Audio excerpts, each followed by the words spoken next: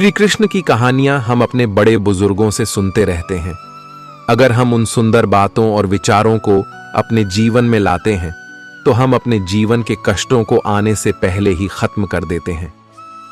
मन से अधिक तीव्र गति से इस संसार में कोई नहीं चल सकता। जिस व्यक्ति ने मन को नियंत्रित कर लिया उसने स्वयं को नियंत्रित कर लिया। क्रोध मनुष्य का सबसे बड़ा शत्रु होता है। अधिक क्रोध करने से बुद्धि भ्रष्ट होती है और भ्रष्ट बुद्धि वाले व्यक्ति की जिंदगी नष्ट हो जाती है। श्री कृष्ण कहते हैं, व्यक्ति के विचार ही उसके चरित्र का निर्माण करते हैं। यदि विचार स्वच्छ है तो चरित्र स्वतः ही सुंदर हो जाता है। अच्छे लोगों की श्री कृष्ण हमेशा परीक्षा लेते हैं परंतु हमेशा साथ रहते हैं। बुरे लोगों को भी कृष्ण भले ही सब कुछ देते होंगे परंतु साथ कभी नहीं रहते। सत्य उस कड़वी औषधि की तरह होता है जो शुरुआत में तो कड़वी लगती है लेकिन झूठ के जड़ को काट कर फेंक देती है। खुशी हमें चंद लम्हों के लिए संतुष्टि देती है परंतु संतुष्टि हमें सदैव खुशी ही देती है। मनुष्य का आचरण सदैव यही रहा है, जो है वह गिना नहीं और जो नहीं मिला उसे गिनना भूला नहीं। जो व्यक्ति श्री कृष्ण के हर फैसले पर विश्वास रखता है उसे यह दुनिया कभी डिगा नहीं सकती। मनुष्य का धर्म है केवल कर्म करना, फल देना श्री कृष्ण के हाथों में छोड़ दो। इस शरीर का मोह मत करो, यह तो माटी है, माटी में मिल जाएगा। अमर तो आत्मा है जो परमात्मा में मिल जाएगी। लोग अपने शरीर को सुंदर बनाने में लगे रहते हैं पर आत्मा की सुंदरता शरीर की सुंदरता से कहीं ज्यादा महत्वपूर्ण है। शरीर तो नश्वर है, मिट्टी में ही मिल जाता है, पर आत्मा अमर है। इसलिए आत्मा की सुंदरता पर ध्यान दो। कभी कभी विपरीत परिस्थितियां हमारी वर्तमान स्थिति को अच्छा करने के लिए आती हैं। मन चंचल होता है, यह इधर उधर भागता है और किसी भी कार्य की एकाग्रता का दुश्मन है। लेकिन यदि यह व्यक्ति के वश में हो जाए तो इससे अच्छा कोई मित्र नहीं। मन को एकाग्र करना जरूरी है, बस थोड़े से प्रयास और अभ्यास की जरूरत है। जो आपके साथ हर पल खड़ा रहे उसका साथ कभी मत छोड़ो। जो आपका समय पर आपका साथ छोड़ दे उसकी तरफ मुड़कर कभी मत देखो। संबंध निभाने के लिए केवल बातें बड़ी करना पर्याप्त नहीं है बल्कि एक दूसरे को बहुत समझना पर्याप्त है। जिस व्यक्ति को हारने और जीतने से कोई प्रभाव नहीं पड़ता वह व्यक्ति दूसरों की जीत में भी खुशियां मनाता है। जब सारे रास्ते बंद हो जाएं तो श्री कृष्ण एक ऐसा रास्ता खोलते हैं जिसे चाहते हुए भी कोई बंद नहीं कर सकता। अगर आप दूसरे से अच्छे की आशा रखते हैं तो सामने वाले के साथ आप भी बुरा करके उसे निराश ना करें। क्रोध करने वाला व्यक्ति खुद को हानि पहुंचाता है लेकिन दूसरों को भी हानि पहुंचाता है। वह प्रतिशोध की आग में जलता है और अपने जीवन को बर्बाद करता है। उनके उपदेश खत्म हो जाने के बाद उनके शिष्यों में से एक शिष्य खड़ा होता है और उसे बोलता है, तू एक ढोंगी है, तेरी बातें मनुष्य के रहन सहन से विपरीत है। तू जो भी कहता है उसे अपने जीवन में अनुसरण नहीं करता और दूसरों को यह सब करने के लिए कहता है। जब उनका शिष्य उनको उल्टी सीधी बातें कह रहा था तब उस महान संत ने कोई प्रतिक्रिया नहीं दी और वह शांत बैठे थे। लेकिन ऐसे में व्यक्ति और भी ज्यादा गुस्सा होगा और गुस्से में आकर उसने उस संत के मुंह पर थूक दिया।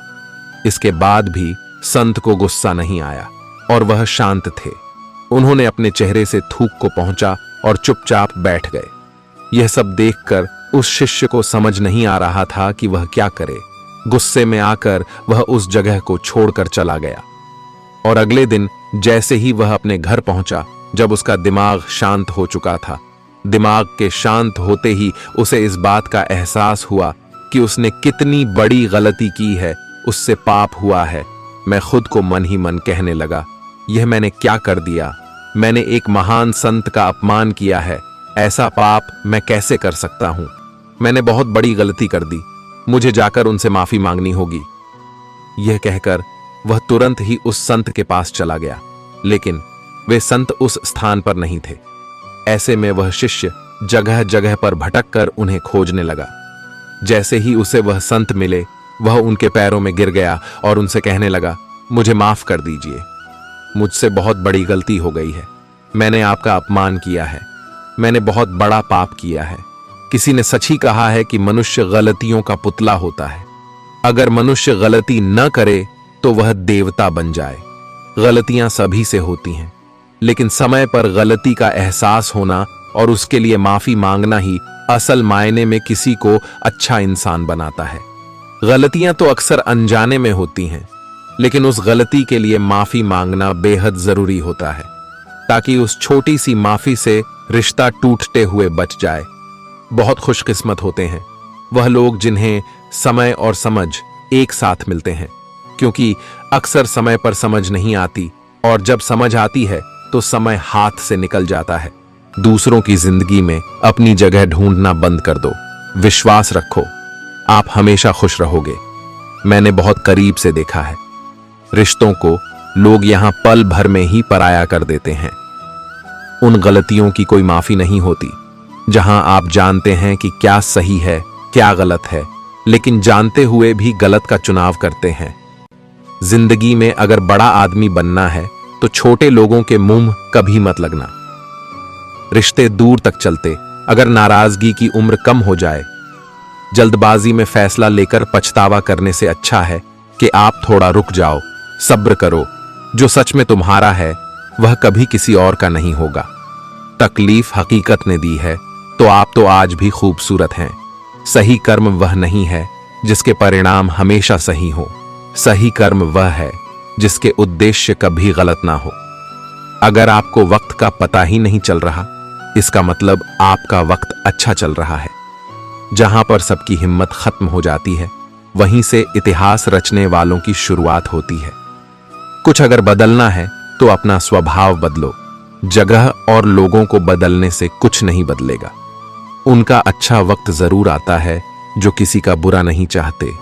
रफ्तार दुगनी हो जाती है जब जिंदगी दांव पर लगी होती है। जिंदगी में कभी कभी असफल लोगों के साथ भी बैठना चाहिए, क्योंकि उनके पास अहंकार नहीं अनुभव होता है। सब्र करना दुनिया के आगे रोने से कई गुना बेहतर है। जो लोग दिल के अच्छे होते हैं, दिमाग वाले उनका जमकर फायदा उठाते हैं। झूठे व्यक्ति की ऊंची आवाज सच्चे व्यक्ति को चुप करा देती है, लेकिन सच्चे व्यक्ति का मौन झूठे व्यक्ति की जड़ें हिला देता है। दर्द सहते सहते इंसान उस मोड़ पर आ जाता है कि उसे हर नया दर्द छोटा लगने लगता है। तमाशा सच का ही होता है, झूठ की तो हमेशा तारीफ होती है। अगर कोई चुप रहता है तो इसका मतलब यह नहीं कि वह बेवकूफ है, उसे कुछ नहीं आता। मैंने अक्सर बुद्धिमान लोगों को कम बोलते और मूर्ख को जरूरत से ज्यादा बोलते देखा है।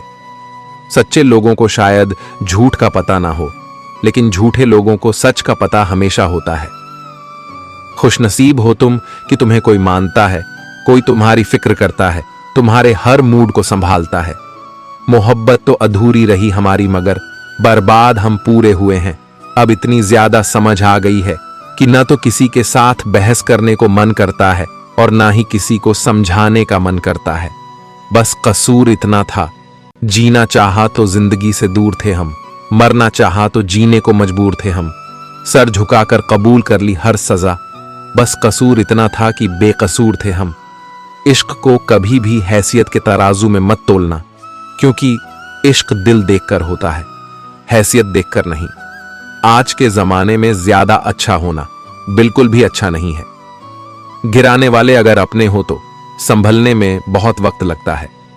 आज के जमाने में लोग आपकी कदर तब करते हैं जब उनको आपकी जरूरत होती है। खुश रहना सीखो, इससे पहले कि उदास रहना आपकी आदत बन जाए। कोई अगर आपसे कहे कि आप बदल गए हो तो 95% चांसेस ये है कि आपने सिर्फ वह चीजें करनी बंद कर दी हैं जो उन्हें आपसे चाहिए थी। बाकी आप में कुछ नहीं बदला। लौटते वह लोग हैं जो रूठ कर चले जाते हैं, टूट कर जाने वाला कभी लौट कर नहीं आता। कुछ कुछ लोग हमारा दिल रोज दुखाते हैं, लेकिन फिर भी हम उनसे बात करके खुश हो जाते हैं। जो अपनों के सताए होते हैं, अपनों के ठुकराए होते हैं, वह बहुत कठोर हो जाते हैं, दिल से भी और बोली से भी। उम्मीद तकलीफ तो बहुत देती है, पर न जाने क्यों इस दिल को फिर भी उम्मीद रहती है। बनावटी रिश्तों से कई गुना बेहतर है कि आप अकेले ही रहना सीखो। मोहब्बत और नफरत कहने को तो दो मामूली शब्द है, लेकिन यही दो शब्द इंसान को भगवान भी बना सकते